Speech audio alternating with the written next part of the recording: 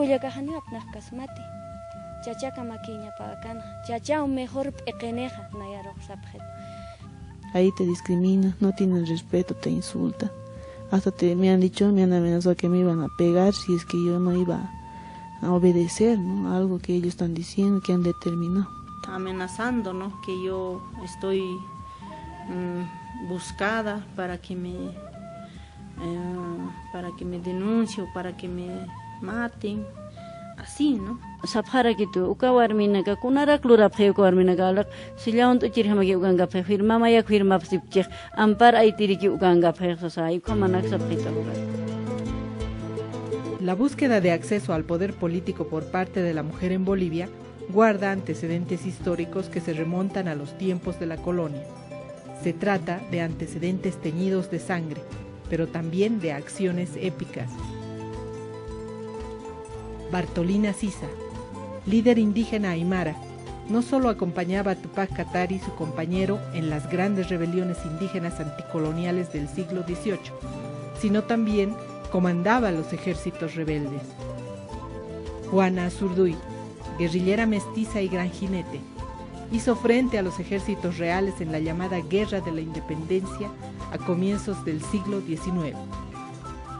En los albores del siglo XX, cuando Bolivia ya era una república independiente, pero sin reconocer derechos plenos a la población indígena y a las mujeres, la poetisa Adela Zamudio, pionera del feminismo en Bolivia, abrió la senda de la lucha por los derechos de la mujer, aunque limitada a su mundo social no indígena.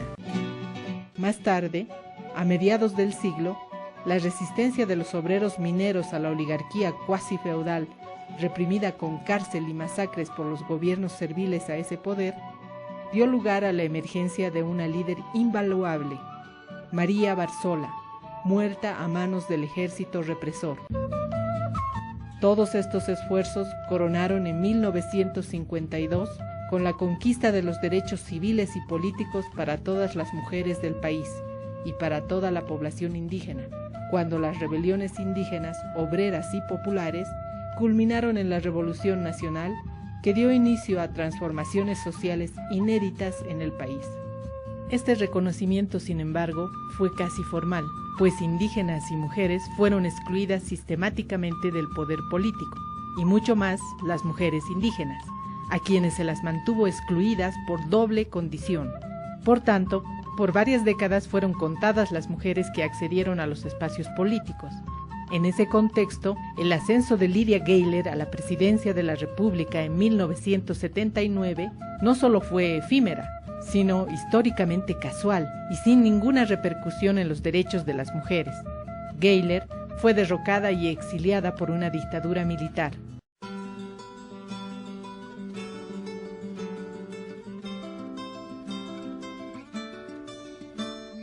En 1980, en pleno régimen militar dictatorial, las mujeres indígenas, en especial de la región andina del país, fundaron la Confederación de Mujeres Indígenas Originarias Campesinas de Bolivia, Bartolina Sisa.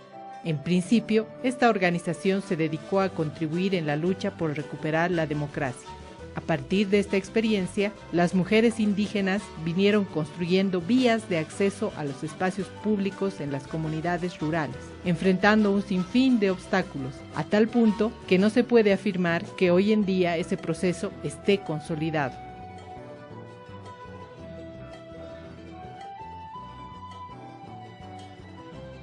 A comienzos de la década de los 90, grupos de mujeres urbanas comenzaron a reivindicar con fuerza creciente el respeto a sus derechos, entre los que figuraba el acceso a los espacios políticos públicos. Una ley de descentralización vía municipalización aprobada en 1994 abrió la posibilidad de que por primera vez en la historia los más de 300 municipios rurales del país, cobijo natural de la población indígena, contaran con recursos económicos y con gobiernos locales elegidos democráticamente. Esta medida permitió que gradualmente las mujeres indígenas del área rural pudieran acceder a estos espacios políticos. De este modo, en 1995, las primeras elecciones enmarcadas en esta nueva norma, 8% del total de concejales elegidos en todo el país, fueron mujeres, entre ellas varias indígenas. En las siguientes elecciones de 1999, esa magnitud subió a 32%, con un aumento de concejalas indígenas, acicateado por la Ley de Partidos Políticos aprobada unos meses antes, que obligaba a estos a tener en sus listas de candidatos al menos 30% de mujeres. Estas primeras experiencias pusieron en evidencia la pervivencia de la discriminación de las mujeres, porque la mayoría ingresaban como concejalas suplentes. Ello se puede ver en los resultados de las elecciones municipales de 2004, donde fueron electas como concejalas titulares solo 19%, aunque ese margen subió a 43% en las últimas elecciones de 2010, además de un aumento importante de concejalas indígenas. Este aumento de la participación de la mujer, especialmente de la mujer indígena, en los espacios políticos locales, ha originado una nueva expresión de las férreas estructuras culturales de exclusión y subordinación de la mujer, que prevalecen en las comunidades rurales en general. El acoso y la violencia política. La ACOBOL, Asociación de Alcaldesas y Concejalas de Bolivia, fundada en 1999, tiene un registro de 249 testimonios sobre diversos casos de acoso y violencia política contra las mujeres ocurridos en el periodo 2000 y 2009, entre los que destacan presiones para que renuncien a su puesto, 36%, violencia sexual, física, psicológica y autoritarismo, 21%. Impedimento del ejercicio de funciones y alternancia obligada e ilegal de la concejalía, 21%, congelamiento ilegal de salarios, 9%, difamación y calumnia, 6%. Esta organización estima que los casos no denunciados superan en 5 veces el dato mencionado, referido sobre todo al área rural. Asimismo, ACOBOL señala que 40% de los casos denunciados fueron derivados a las instancias públicas correspondientes, pero sin resultados positivos, porque varios casos fueron rechazados con el argumento de falta de competencia, mientras que la mayoría ni siquiera recibió respuestas. Tradicionalmente se ha sostenido que un gran obstáculo para el ejercicio del derecho de las mujeres indígenas a incursionar en la vida pública es la carga exclusiva de los roles reproductivos y en gran medida de los roles productivos.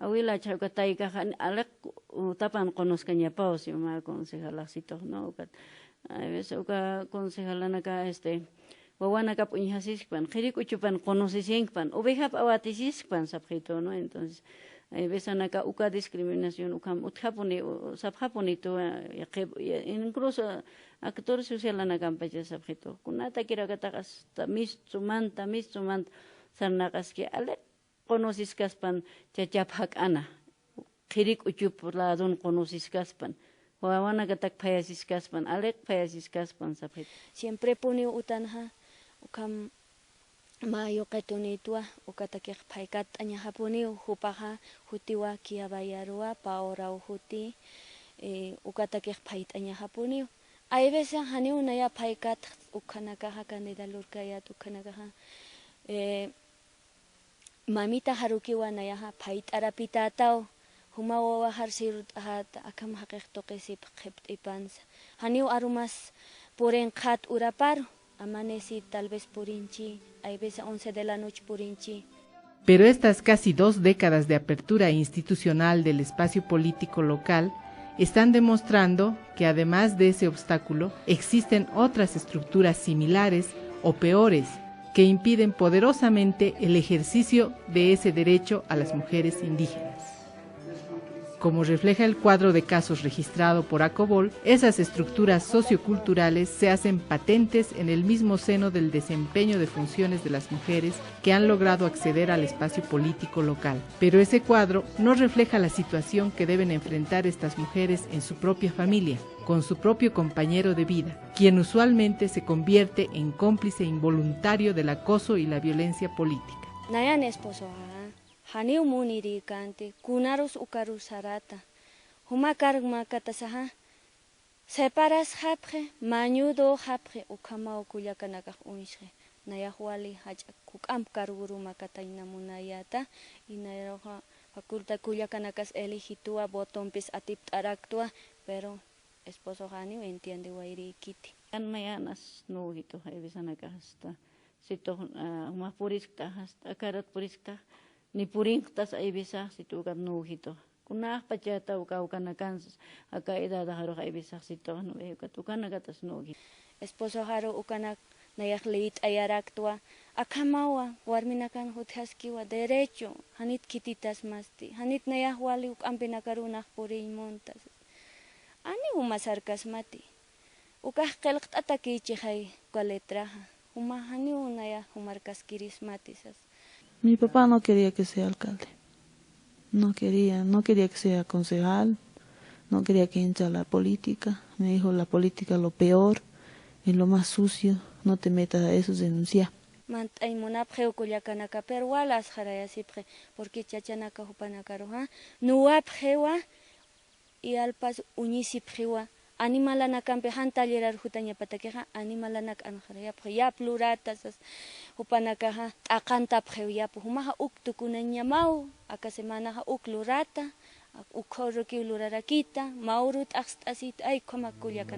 En marzo de 2012, una concejala indígena del municipio rural Ancoraimes fue encontrada sin vida en la ciudad de La Paz. La policía no ha esclarecido aún esta muerte, pero se sabe que en vida esta concejala interpuso 2 recursos de amparo contra todos los concejales y contra el alcalde de esa población, pues no se le permitía participar en las sesiones. Posiblemente, debido a este episodio extremo, en mayo de 2012, la Asamblea Nacional Plurinacional de Bolivia por fin aprobó la ley contra el acoso y violencia política contra las mujeres, norma que estuvo durmiendo varios años en esa instancia. El presidente de Bolivia, Evo Morales, promulgó la ley de lucha contra el acoso y violencia política a las mujeres. Dirigentes de mujeres socialicen, informen, debatan.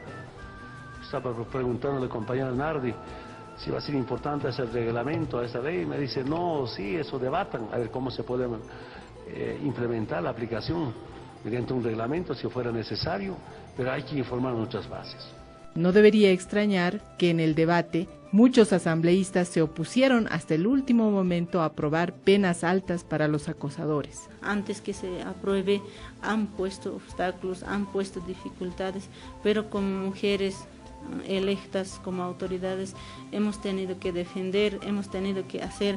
Cuando nos ha planteado un artículo que teníamos que cambiar, hemos cambiado, hemos negociado cómo vamos a hacer. Esta nueva ley define certeramente el acoso político y la violencia política contra las mujeres candidatas, electas, designadas o en ejercicio de la función pública, y contiene penas relativamente duras para los infractores. Por tanto, puede ser un buen instrumento sancionatorio, pero sus méritos solo podrán ser valorados en la práctica. Además, las causas del acoso y la violencia política contra las mujeres en el ámbito público y privado permanecen.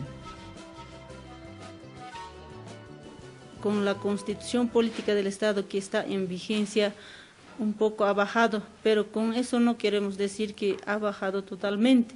Sigue, en vez que nosotros disminuyamos ese acoso político, ese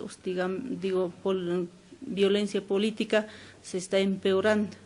¿Por qué? Porque creo que todavía no tienen esa mentalidad. Los hombres hacia las mujeres no le dejan la oportunidad de la mujer que tenga su propia decisión y su propia también las propuestas que ella vierte, y no es así aceptable. Eso es, más que todo es en tema de liderazgo. Hay veces hanis ancha capacidad anib kirist warmina ka uka carguna kam apnakt añataki uthapkitas pan uka capacidad totalmente incapacidad anib kirist hay kargam amuy abjeto no ni upanaka inclusive que munasib que nanaka manama teknaira hasta ma esclavo intata warmih hasta utanga phana no ve. Entonces ukama kisinya ukamas kenya naga munaparak pacha ukatay ukam sapajito haniu sarañapakit concejala, haniupak sarañapakit como ukatay pirupak ma chachana kam uka cargum sarnakañapakit sabjeto. Ahora me siento perseguida, tengo miedo incluso, que me puedan incluso matar, no sé. Tengo miedo porque como le digo, ¿no? Hace rato hablé con una concejal y le he dicho, porque ¿cuándo vas a venir? Tengo miedo de ir, porque tengo miedo que me hagan cualquier cosa. Es por ello que SECASEM trabaja en varios municipios rurales del área interandina del país, promoviendo la participación no solo política, sino social de las mujeres y buscando modificar las estructuras que la limitan.